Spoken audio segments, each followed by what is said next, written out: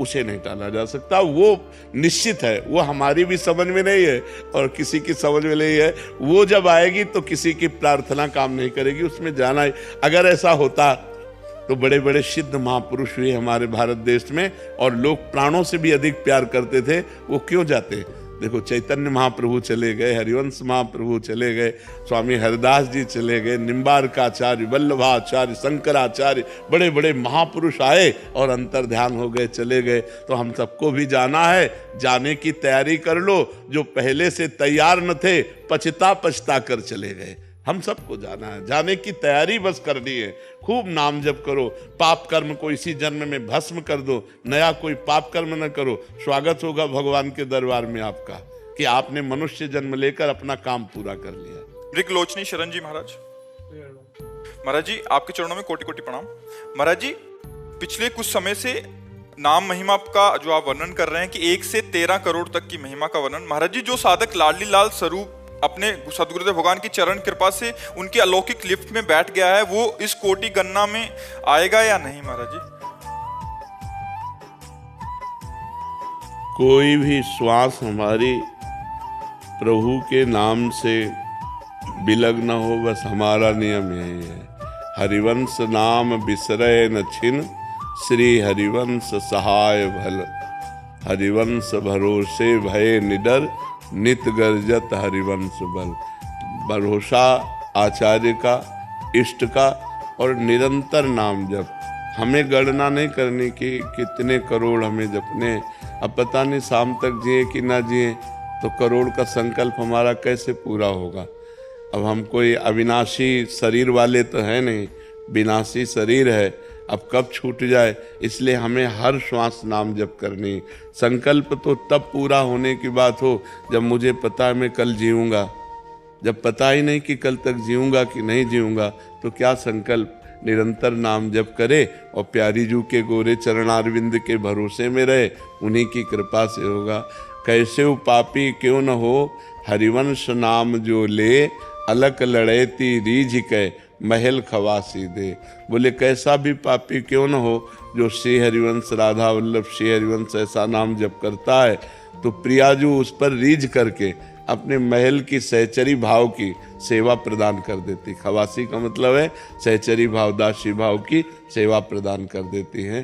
तो अपने तो शरणागत जन है, अपने संख्या वाले तो है नहीं, अपने शरणागत जन है, प्रियाजू के भरोसे हैं, उन्हीं के भरोसे। मेरे बल श्री वृंदावन रानी, जाहि निरंतर सेवत मोहन, बन विनोद सुखदानी। मेरे बल श्री वृंदावन रानी, जिनकी चरण कृपा ते पाई, कुंज केली रस सानी। जैसी रूप लाल हित हाथ बिकानी, तो निधि पाई मनमानी। मेरे बल श्री वृंदावन रानी। हमारी उपासना में बिक जाना है, प्यारी जू के हाथ बिक गए। अब जैसे हम अधम नीच पामर जो कुछ बन रहा है वो कर रहे हैं, बकाया हम आपकी शरण में, आपकी कृपा से हमारा मंगल उद्धार या सहचरी भाव से सेवा जो है वो सब आपके चरण कृपा से है। अपने लोगों का भाव ऐसा है। शिल्पा जी हिमाचल से। राधे राधे महाराज जी।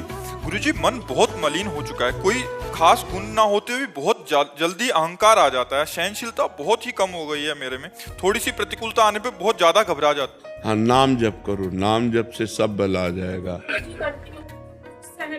नहीं, अभी करती नहीं हो। दवा खाए और परहेज से रहे तो दवा ज्यादा काम करती नहीं। गंदे आचरण, गंदी बात, गंदा चिंतन, गंदा व्यवहार, ये बंद करो और नाम जप करो। देखो प्रभाव आता है कि नहीं नाम जप का। बड़ी से बड़ी समस्याओं को शांत भाव से मुस्कुराते हुए सह जाना, ये अध्यात्मवान की सामर्थ्य होती है। संसारी आदमी जिनमें विचलित हो जाता है, अध्यात्मवान उनमें गंभीर रहता है, शांत रहता है, प्रसन्न रहता है।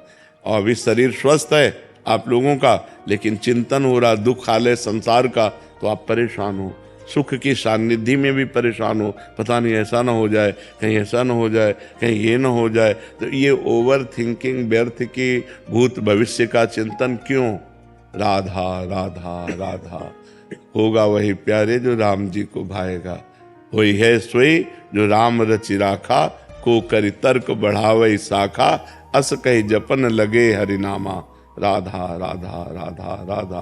क्या चिंता करना, अनंत ब्रह्मांडों का पोषण भगवान कर रहे हैं, हम उनके दास हैं, हम उनकी शरण में, वो हमारा भरण पोषण नहीं करेंगे क्या? और शरीर बना है पाप और पुण्य से, तो सुख दुख भोगना ही पड़ेगा। जैसे हम ना चाहें तो क्या रात नहीं आएगी? आएगी। हम ना चाहें तो दिन आएगा। ऐसे ही हमारे चाह से नहीं, सुख दुख आएगा ही आएगा, वो क्रम है। अब हमको लड़ना है, सुख में अभिमान नहीं करना और दुख में हमको व्याकुल नहीं हो जाना, हमको मजबूत रहना है। उसके लिए हमें चाहिए नाम जप, उसके लिए सत्संग चाहिए, शास्त्र स्वाध्याय चाहिए, पवित्र आचरण चाहिए, पवित्र भोजन चाहिए, तब बात आएगी। अहंकार किस बात का? आपने अपने शरीर में क्या बनाया है? आप बताओ। आपने अपने ही शरीर में आपका क्या योगदान है? कुछ नहीं। आप बताइए कि क्या योगदान है? भगवान ने बनाया है? नहीं। तो ना तो शरीर का अभिमान करना, क्योंकि भगवान ने बनाया है। अच्छा, अंदर बुद्धि, उसमें आपने क्या किया है? कुछ नहीं। जितनी भगवान ने दी उतनी है आपके अंदर, चाहे बुरी बुद्धि हो या अच्छी बुद्धि हो, कर्म के अनुसार वैसी है। आप हो क्या? आप कर क्या सकते हो? आपने किया क्या है? किस बात का अभिमान? हमें तो यही समझ में नहीं आता कि जब एक यंत्र में जो चढ़ा हुआ नाच रहा है, जैसे कठपुतली है और वो नाच रही और अभिमान करे कि मैं तो बहुत बढ़िया नाच लेती हूँ, तो बेकार की बात है। वो पर्दे के पीछे बैठा हुआ जो अंगुलियों से नचा रहा है, वो कलाकार है। वो जैसा चाहता वैसा कठपुतली नाच रही। तो उमा दारू जोशित की नाई, सबहे नचावत राम गोसाई। चराचर जगत भगवान के नचाए नाच रहा है। काहे को व्यर्थ में अभिमान ले कि मैं गुणवान, मैं सद्गुण, मेरे अंदर ये मेरे, कुछ नहीं। भगवान ने जहाँ तुम्हें जन्म दिया, भगवान ने तुम्हें जो रूप दिया, भगवान ने तुम्हें जो गुण दिए, वही है तुम्हारे अंदर। तुम्हारे अभिमान करने की क्या बात है? वो तो भगवान की दी हुई बात है नहीं? नाम जप करो तो बुद्धि शुद्ध हो जाएगी, तो जिससे अभिमान नहीं आएगा। खूब नाम जप करो, सत्संग सुनते रहो। सुखदेव चक्रवर्ती जी। राधे राधे महाराज जी। राधे राधे महाराज जी। महाराज जी, मन, बुद्धि, चित्त और अहम कौन कहाँ किस शरीर में विराजमान है? महाराज जी थोड़ा सा। जागृत अवस्था में स्थूल शरीर का परिचय मिलता है। जैसे आप जागृत हो तो स्थूल शरीर का परिचय मिलता है। इसमें जो हरकत होती है स्थूल में, वो सूक्ष्म से होती है। सूक्ष्म में जो पावर आता है वो कारण से आता है, वो पावर है। जैसे आप पर्दे में जो हरकत होती है, वो बालकनी के नीचे से फोकस आता है। फिल्म में जैसे आप देखने जाओ ना, तो बालकनी के नीचे से फोकस आता है, वो पर्दे में हरकत पैदा करता है। पर्दे में कुछ नहीं, तो ये पर्दा है। जैसे हमारे यहाँ चींटी काटी तो अंदर पहले स्फुरणा हुई मन में, चींटी काट रही। बुद्धि ने तुरंत निर्णय करके बताया कि गले के पास काट रही है। तो हाथ को, हस्तेंद्रिय कर इंद्रिय है ना, तुरंत मन ने इस इंद्रिय को आदेश किया, देखो क्या है, वो ऐसे देखने लगी। तो जो स्थूल में हरकत करवाता है वो है सूक्ष्म शरीर। सूक्ष्म शरीर व्यक्त होता है स्वप्न में, स्थूल शरीर व्यक्त होता है जागृत अवस्था में। ये जागृत अवस्था है तो स्थूल शरीर है। जब आप स्वप्न अवस्था में होते हैं तो स्थूल शरीर का ज्ञान नहीं होता है कि हमारा एक शरीर और सैया में पड़ा है, नहीं ज्ञान होता। तो उस समय जो हरकत होती है स्वप्न में, वो सूक्ष्म शरीर से होती है। उस समय एक मन पूरा बाजार संसार बन जाता है और वो स्वप्न दिखा देता है। और जो हमारा सोने के बाद अनुभव होता है कि यार आज मैं बहुत सोया, तो तुम तो सो रहे थे, अनुभव कौन करवा रहा है कि आज मैं बहुत सोया? वही सबका प्रकाशक है, वही परम तत्व आत्म तत्व है जो सबका प्रकाशक है। तो सूक्ष्म शरीर को आप कैसे देख सकते हो? क्योंकि आप तो स्थूल शरीर बने हुए हो। आपने अपने को पुरुष मान लिया है, आपने अपने को देह मान लिया है। तो केवल इतना अगर साधन करोगे तो इतना अनुभव होने लगेगा कि ये मन है, देखो मन गया। निश्चय करने वाली ये मेरी बुद्धि आज काम नहीं कर रही, मेरा चित्त आज नहीं लग रहा है। ये मन, बुद्धि, चित्त, अहंकार, ये सूक्ष्म शरीर है। इसको कोई यंत्र भी नहीं पकड़ सकते, जैसे अल्ट्रासाउंड है, सीटी स्कैन है, एक्सरा है, ये नहीं पकड़ सकते। इसको ध्यान के द्वारा जाना जाता है। जब हम ध्यान में तो मन, बुद्धि, चित्त, अहंकार सब एक एक दिखाई देता है। जब भजन करते हैं तो भजन करो तब जान पाओगे, ऐसे थोड़ी। ये बाह्य, ये सूक्ष्म है। आपकी स्थूल दृष्टि तो स्थूल देख सकते हो बात, अंतर में आओ, अंतर में घुसो, तब सूक्ष्म में प्रवेश होगा, तब सूक्ष्म शरीर को जानोगे। जब सूक्ष्म शरीर को जान जाओगे तब कारण शरीर को जानने की योग्यता आ जाएगी। और जब स्थूल, सूक्ष्म, कारण तीनों को अपने से अलग देखोगे तब अपने को देखने की योग्यता आएगी, तब आप अपने को जान पाओगे। ये ज्ञान है। अब ये कोई ऐसे समझ में तो आएगा ना बिना साधना के, बिना भजन के समझ में। संत महात्मा जो सच्चाई से चलते हैं, रात दिन उसमें लगे रहते हैं, तब उसका अनुभव करते हैं। तो हम नाम जप करें, इससे कल्याण हो जाएगा। हाँ, खूब नाम जप करो, बुरे आचरण मत करो, जैसे शराब पीना, मांस खाना, ये सब गंदी बात नहीं करते ना। हाँ, पराई बहन बेटियों की तरफ गंदी दृष्टि नहीं। ब्याह हो जाए तो ब्याह हो गया हो तो अपनी पत्नी से ही केवल अनुराग, किसी से। ये पाप कर्म ना करे और नाम जप करे तो भगवान की प्राप्ति। हाँ, नन्नू और अरोरा जी, जय गुरुदेव। राधे राधे महाराज जी। महाराज जी, पिछले 2 वर्षों से आपको सुन रहा हूँ गुरुदेव। आपके एकांतिक वार्तालाप ने मेरी जिंदगी ही बदल दी। अब मैं नाम जप भी करता हूँ आप जी के आशीर्वाद से गुरुदेव, पर पूर्व के पापों मुझे बहुत परेशान कर रहे हैं। मैं आग की तरह जल रहा हूँ महाराज जी। हाँ, बिल्कुल परेशान। आगे चलना चाहता हूँ पर इन पर पापों बहुत का नष्ट अच्छा चल रहे हो तभी जल रहे हो। अच्छा चल रहे हो तभी जल रहे। ये जो जल रहा है ना, ये आप नहीं जल रहे, आपका मन जल रहा है। उस मन में जो मलिनता है ना, वो दूर हो रही है। तो हृदय जल रहा है, हृदय में ही तो मन है ना। तो जब हृदय जल रहा है तो हमको उस समय साक्षी रहना, अलग रहना कि मैं नहीं जल रहा हूँ। इस मन ने पाप कर्म किए हैं और नाम जब चल रहा है और सही ढंग से चल रहे हैं तो अब वो निष्पाप हो रहा है। जैसे सोने का मल दूर करना हो ना, तो उसे कसौटी पे चढ़ाया जाता है, उसे जलाया जाता है। तो स्वर्ण तपाने पर जैसे अपना मल दूर कर देता है, ऐसे जब हम नाम जप करते हैं, भगवद आराधना करते हैं, तपस्या करते हैं, तो मन अशांत होता है, मन जलता है। उसी जलन में उसके पाप शांत सब नष्ट हो जाते हैं। तब एक दिव्य शांति आती है, तब एक आनंद आता है। पहले थोड़ा जलन होती, तो इसे सही चल रहे हो ये प्रमाण है, तभी तुम्हारे हृदय में जलन हो रही। सह जाओ इस जलन को। आप साथ रहना, नाम जप करूंगा। हाँ, बिल्कुल। सहित सहित बाढ़े भगत ग्रह तन गुरुहित गार। गुरु के वचन मानकर चुपचाप सह जाए तो आगे निकल जाएगा। बाढ़े भगति, उसके हृदय में भक्ति बढ़ जाएगी। खूब नाम जप करो। सद्गुरुदेव भगवान, कुछ कभी कभी रुक जाता है जो जिह्वा से चलता है हल्का, कभी कभी जी। तो एक तो हो चरणों का आशीर्वाद हो, निरंतर चल जाए। और दूसरी एक छोटी सी कुटिया है काशी में अपनी, ऊपर परिवार जन रहते हैं, तो नीचे भगवान राधा कृष्ण का विग्रह में स्थापित करके सेवा, उनके सद्गुरुदेव का आशीर्वाद लेके तभी मैं कर सकता हूँ। उसके लिए आदेश। हाँ, खूब प्रिया प्रीतम की सेवा करो। और नाम जप को निरंतर चलाने के लिए भोजन पवित्र और अल्पाहार और मौन का आश्रय, अधिकतर मौन का आश्रय। मतलब हम जड़ मौन नहीं कह रहे कि हाँ आवश्यक हुआ बोल दिया, लेकिन अधिकतर मौन का आश्रय लें। हाँ, पवित्र भोजन, पवित्र आचरण और मौन का आश्रय। तो जिह्वा से निरंतर नाम लेने के लिए हमारा मन तैयार हो जाएगा। और पहले उपांशु चलता है, फिर मानसिक चलता है। और जब मानसिक चलने लगता है और कुछ समय तक चलता है और बीच बीच में रुकने लगता है, तो हमको तुरंत उपांश में आ जाना चाहिए। अगर उपांश में रुकने लगता है तो वाचिक में आ जाना चाहिए। हमको छोड़ना नहीं है। तद विस्मरणेन परम व्याकुलतेति। नाम छूटते ही हमारे अंदर व्याकुलता पैदा हो जानी चाहिए। अगर नाम चलता रहा तो कोई भी सिद्धि बकाया नहीं जो आ न जाए, और कोई भी सुख बकाया नहीं जो आ न जाए। और भगवान का स्वयं भगवान का कृपा प्रसाद आपका वरण कर लेगा। नाम में अपार सामर्थ्य है।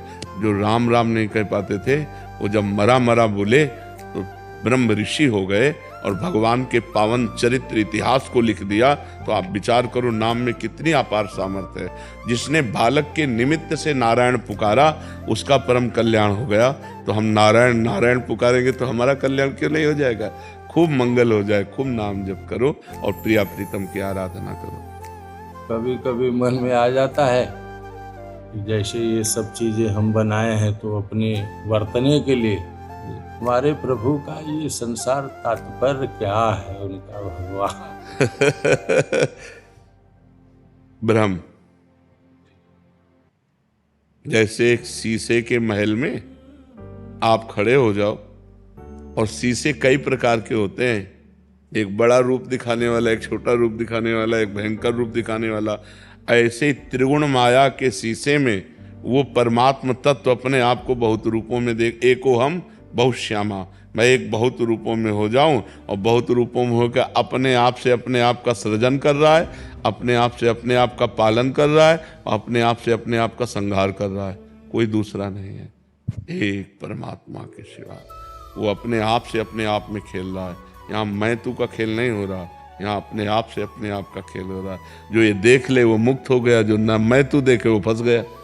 जो मैं और तू देखे वो फंस गया, या जो मैं ही मैं देखे तो मुक्त हो गया, या तू ही तू देखे तो मुक्त हो गया। मैं ही मैं ब्रह्म, मैं अहम ब्रह्मास्मि और तू ही तू सब में रमा हुआ है।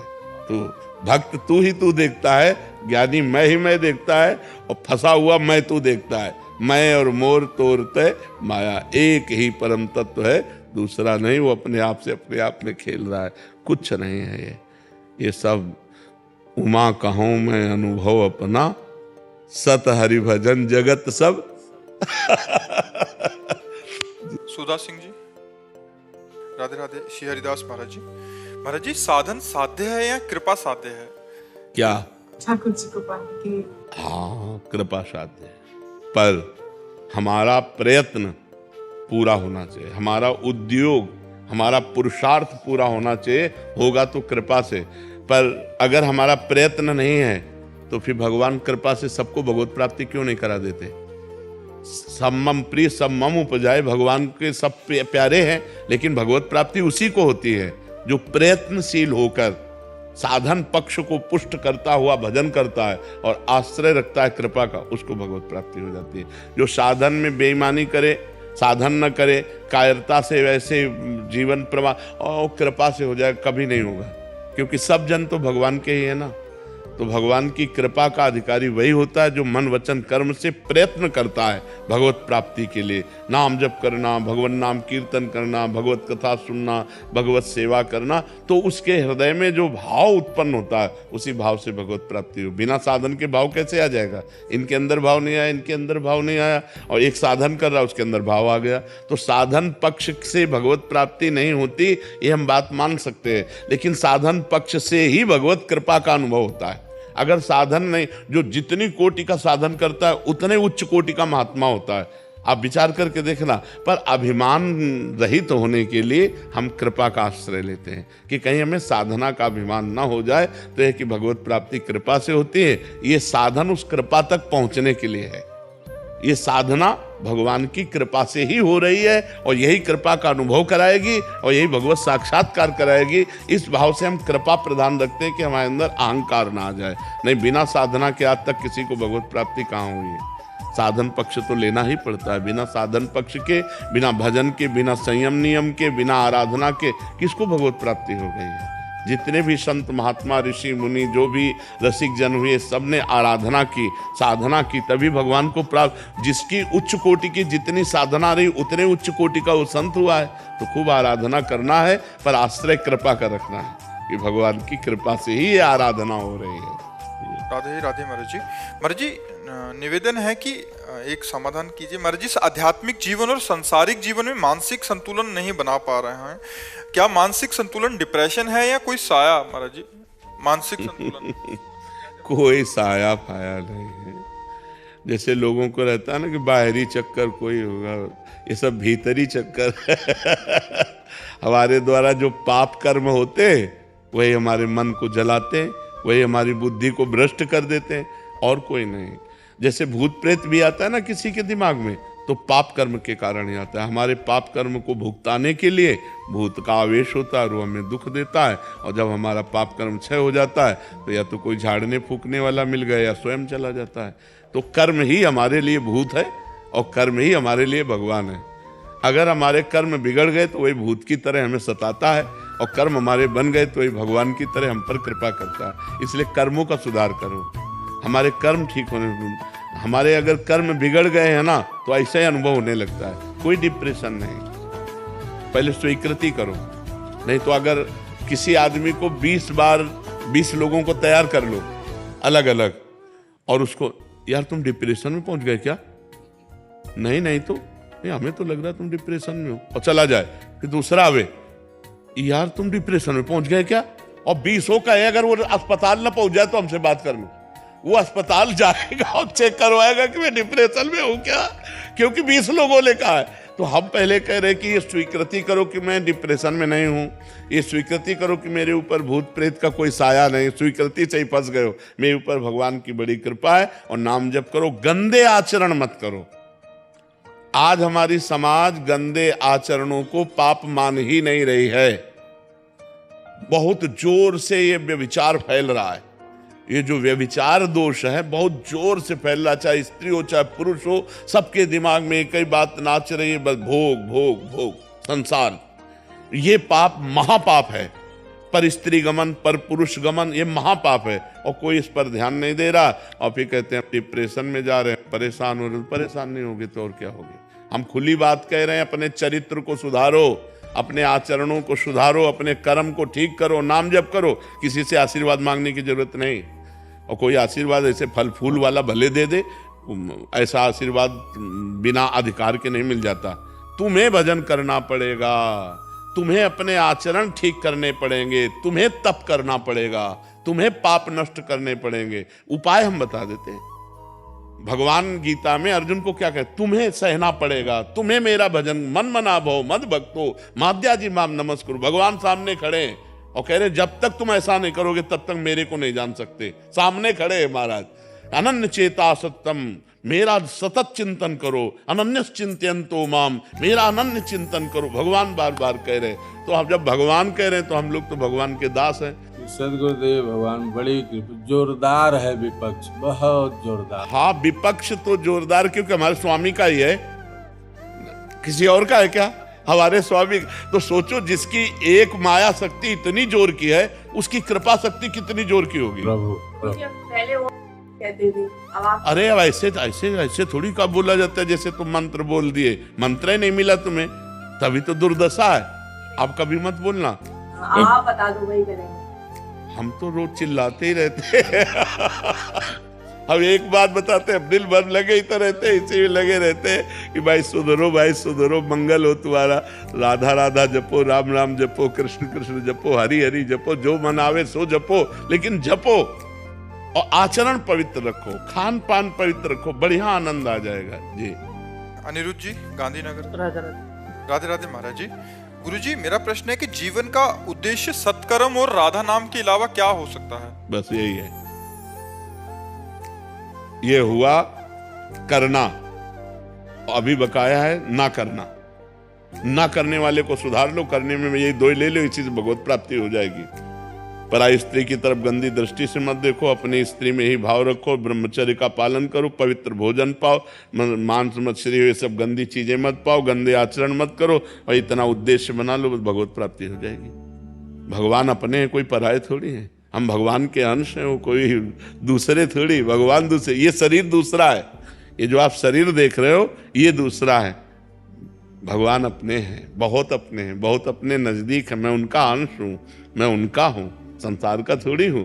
पर संसार का राग होने के कारण भगवान पराये लगते हैं और शरीर अपना लगता है। इसलिए खूब नाम जप करो, गंदे आचरणों से बचो। बहुत गंदगी फैल रही, बहुत समाज में गंदगी फैल रही, बहुत पाखंड फैल रहा है, नौटंकी फैल रही। हम सत्य का प्रदर्शन कर रहे हो, असत्य में जी रहे हैं। सत्य का प्रवचन कर रहे हो, असत्य आचरण कर रहे हैं। अपने मतलब ऐसी स्थितियां बदलती चली जा रही हैं कि सत्य का रोल कर रहे हैं और असत्य में फंसे हुए हैं। इसलिए आचरण सुधारो। सबसे पहली हमारी बात है, आचरण सुधारो और नाम जप करो तो तुम्हारा मंगल हो जाए। आचरण अगर बिगड़े हुए हैं और नाम जप कर रहे हो थोड़ा बारा, तो भी मंगल नहीं होगा।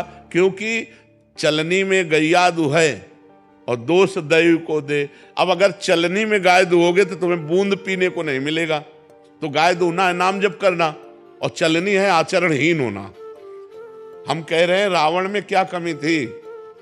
क्या वो भगवान शिव की आराधना नहीं करता था? कि वो विद्वान नहीं था? वो ब्रह्म ऋषि कुल में जन्मा था, सब थे, पर आचरणहीन था।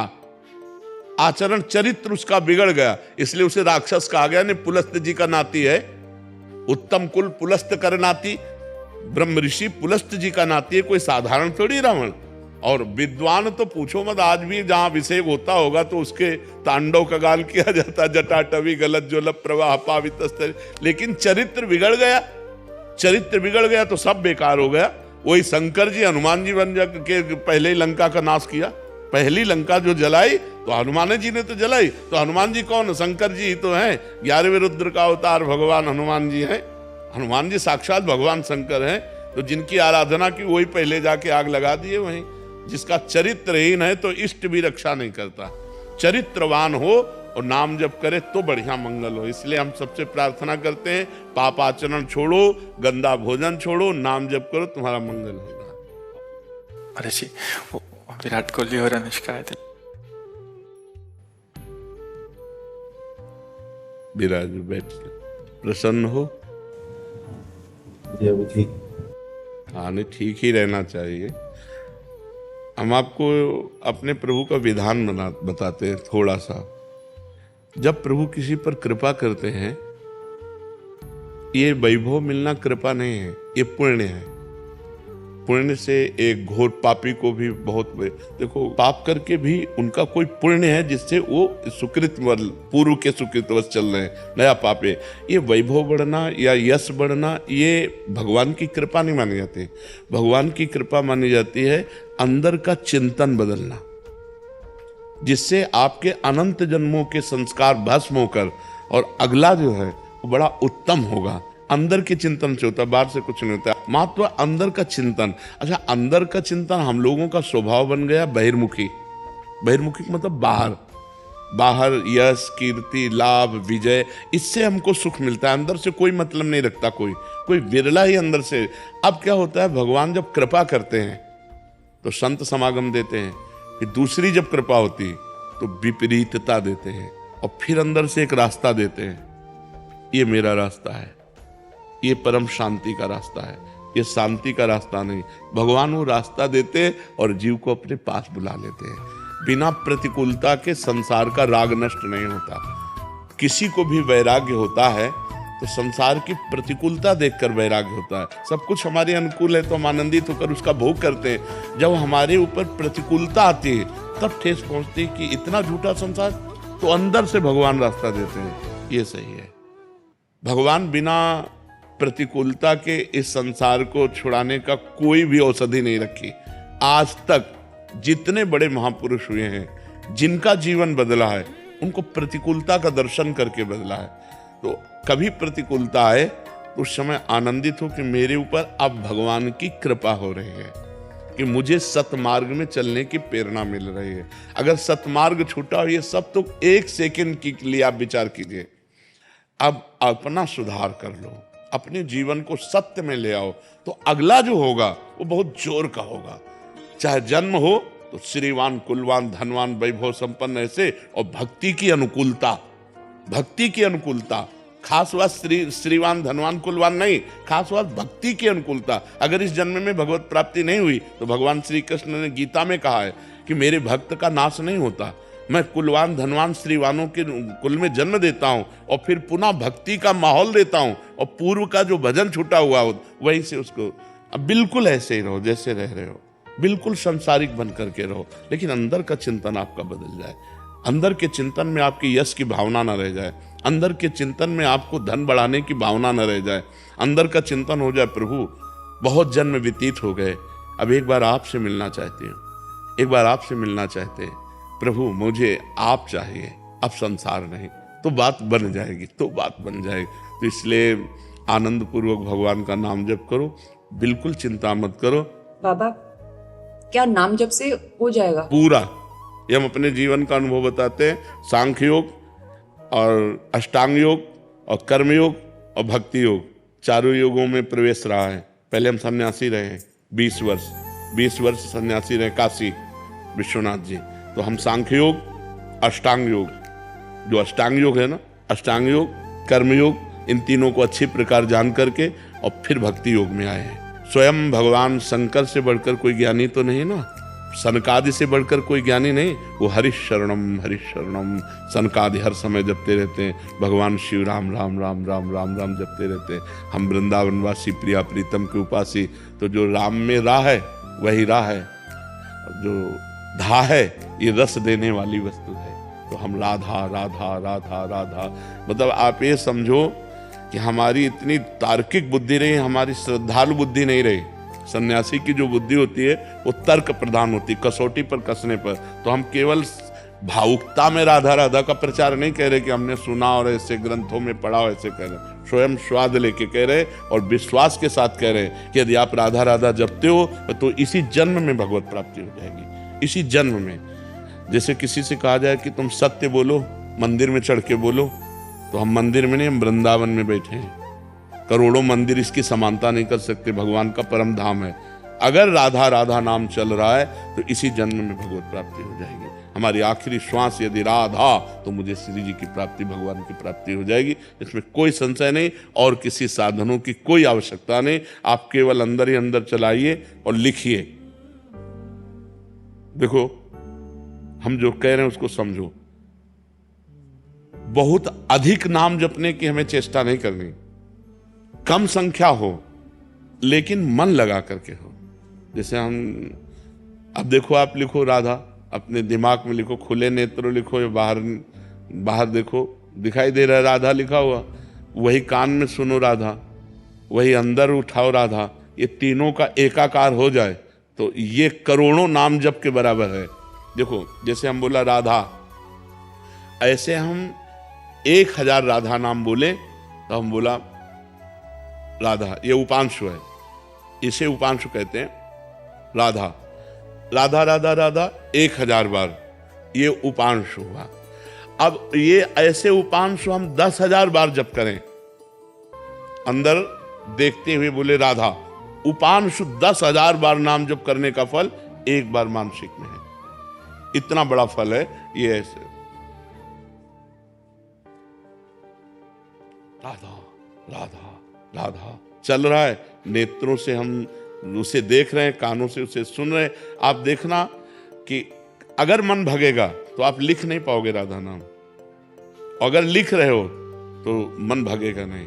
तो चाहे 10 बार लिखो, 100 बार लिखो, लेकिन एक अभ्यास बनाओ ऐसा कि कुछ समय शांति से स्नान आदि करके बैठ गए और राधा राधा लिख रहे हैं, उसी का चिंतन कर रहे हैं। इसे अपना जीवन बना लो, फिर आप परिणाम में खुद देख लेना।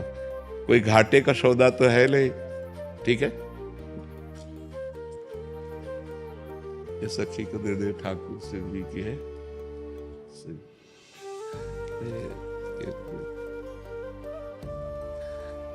खूब आनंदित रहो, नाम जप करते रहो। जानवी जी, नई दिल्ली से।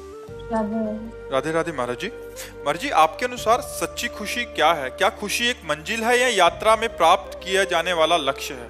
बंधन मुक्त हो जाना किसका है?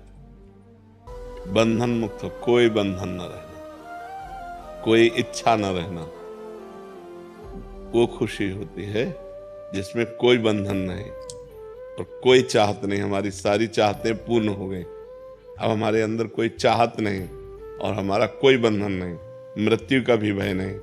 ये सबसे बड़ी खुशी है। जीत गए हम, माया पर जीत गए, मृत्यु पर विजय प्राप्त कर ली, काम क्रोध लोभ मोह मद मत्सर इन पर विजय प्राप्त कर ली, और चाह पर अब कोई चाह नहीं, किसी का हमारे ऊपर कोई प्रभाव नहीं, मृत्यु का भी कोई भय नहीं। इससे बढ़कर कोई खुशी हो सकती है? हर खुशी का नाश करने के लिए मृत्यु तैयार है। आप चाहे जितना पढ़े लिखे हो, चाहे जितनी बड़ी पदाधिकारी हो, चाहे जितने करोड़ बैंक में हो, चाहे जितना सुंदर पति मिला हो, चाहे जितना सुंदर परिवार मिला हो, लेकिन एक क्षण में वो सब कुछ आपको छुड़ा देगी, हर खुशी में आग लगा देगी। तो अभी खुशी नहीं मिली, जब आग लगाने वाले में हम आग लगा दें, मृत्यु को भी हम ऐसे परास्त कर दें कि अब हमें भय नहीं रहा। ऐसे स्थान पे जाए हम जहां मृत्यु का भी प्रभाव नहीं पड़ता, वो कौन सा स्थान है? त्रिभुवन में कोई स्थान नहीं, ब्रह्मलोक में भी काल का प्रभाव है। कालातीत भगवान का आश्रय है, भगवान के चरणारविंद है।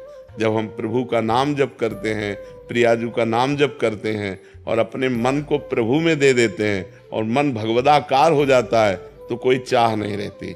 ब्रह्मभूता प्रसन्नात्मा न सोचति न कांक्षति, न कोई शोक है न कोई चाह है। प्रसन्न आत्मा, अखंड खुशी, अखंड आनंद वो प्राप्त होता है। अगर भगवान से नहीं तो कौन सी खुशी हमें बता दे कोई? भरोसा सेकंड का नहीं। बहुत सुंदर साथी मिला लेकिन मिनट में मर सकता है। बहुत सुंदर शरीर है लेकिन कल कोई भयंकर रोग हो सकता है।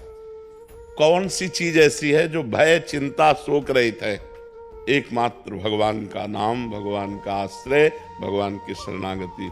जब ऐसा हमें दूल्हा मिल गया श्री कृष्ण, जब ऐसा दोस्त मिल गया श्री कृष्ण, क्योंकि अनंत ब्रह्मांडों का स्वामी, तब जो अपार खुशी होती है। सोचो कोई यहाँ का अधिकारी हो, बड़ा अधिकारी हो, और वो आपसे हाथ मिलावे और कहे कि कभी कोई समस्या हो, फिर आपको कैसा लगेगा? एक छाती फूली घूमेगी, एक आनंद लगेगा नहीं? और भगवान हमारे कह रहे हैं अनन्यश्चिन्तयन्तो माम ये जनाः पर्युपासते तेषां नित्याभियुक्तानां योगक्षेमं वहाम्यहम्। जो निरंतर मेरा भजन करता है उसके योगक्षेम का वहन मैं करता हूँ। जब भगवान छाती ठोक रहे हैं तो भक्त की छाती कैसी होनी चाहिए? लेकिन हमें भगवान की पर विश्वास नहीं। एक नेता कोई कह दे, पदाधिकारी कह दे कि वो चाहे झूठी बात ही कह दे कि आप चिंता न करो, तो आपको क्या फूलन रहेगी, हर समय रहेगी कि यार वो हमारे अमुक हैं। और भगवान कह रहे हैं तो भगवान की बात की फूलन नहीं हो रही। जबकि नेताजी यहाँ नहीं है, वो सर्वत्र नहीं है, वो किसी एक स्थान पे होंगे। और वो सर्वज्ञ नहीं है और वो सर्व सामर्थ्यशाली नहीं। और मेरे भगवान सर्वज्ञ हैं, सब कुछ जानते हैं, सर्वत्र हैं, सब जगह है तो यहाँ भी है, सब समय है तो इस समय भी है, सबके हैं तो मेरे भी हैं, सब में है तो मेरे में भी है।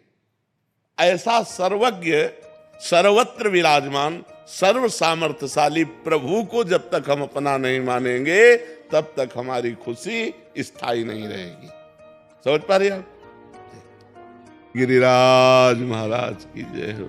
आओ, अब तो मैया हुए ले आया हूँ मैं संग में। बहुत सुंदर, बहुत सुंदर। लाओ चुनर। जो नजर उतारे करो बाबा, मैं जाऊंगा बाबा, तो मैं कहीं चाह पे काम में धर, मैं जरूर आ जाऊंगी बाबा के। बहुत कृपा करिए बाबा, कृपा ही रहेगी, घबराओ मत, तुम ऐसे ही जाते बढ़िया, तुम्हारा वो रहेगा, बिल्कुल वो मत करिए बाबा, खूब तुम्हारी बढ़िया रहेंगे बाबा, टेंशन वाली बात ना नहीं को। सीधा बात है। हाँ, बिल्कुल टेंशन मत। हमारी श्री जी की सखी है ब्रजवासी। माँ बाप के विरुद्ध नहीं जाना चाहता, 3 साल से प्रेम संबंध में है, माँ बाप के विरुद्ध नहीं जानता, क्या करें? ये आपके भगवत मार्ग है। अब इसमें बड़ी समस्या ये है कि माँ बाप को राजी करना अनिवार्य है क्योंकि उनका अधिकार है। देखो, सर्वोपरि अधिकार माँ बाप का है। तो हम ये चाहेंगे कि अपनी प्रेमिका को इतना समझा दो कि मैं माँ बाप को नहीं छोड़ सकता। अगर आप हमें छोड़ सकती हो तो छोड़ दीजिए, पर मैं माँ बाप को नहीं छोड़ सकता। अगर आप धर्म को थोड़ा भी ध्यान दीजिए तो माँ बाप का त्याग, अपनी वासना की पूर्ति ही प्रेमिका है। आज का प्रेम जो है वो प्रेम नहीं है जो आप समझ रहे हो। देह को लेकर प्रेम है और देह ये माता पिता की है, और माता पिता को हम इस देह के प्रेम के लिए छोड़ दें तो मुझे लगता है कि थोड़ा आप विचार कीजिए। प्रेमिका को हाथ जोड़कर मनाइए, या अगर आप हमारे माता पिता के विरुद्ध हैं तो फिर हम आपको स्वीकार नहीं कर सकते। राधा राधा राधा राधा राधा राधा राधा राधा राधा राधा राधा राधा राधा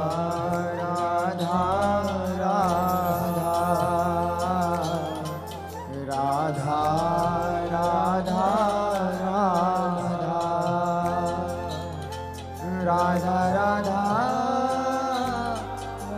राधा राधा राधा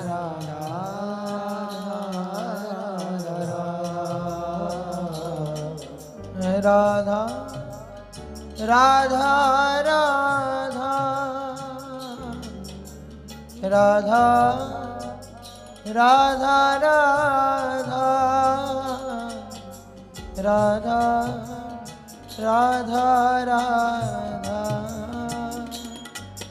राधा राधा राधा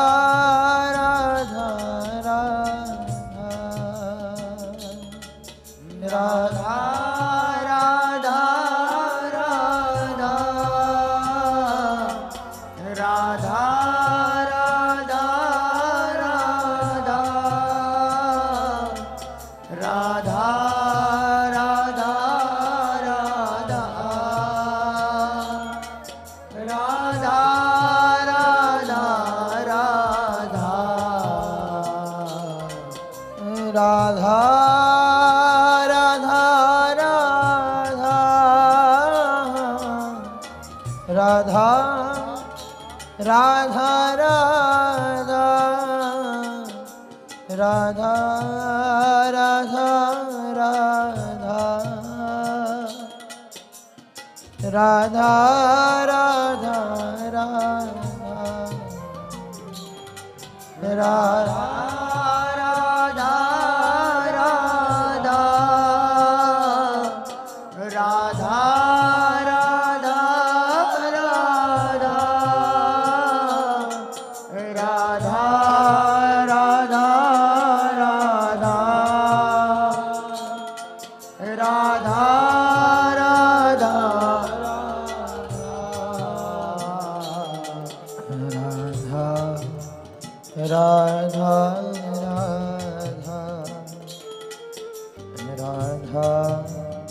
राधा राधा राधा राधा राधा राधा राधा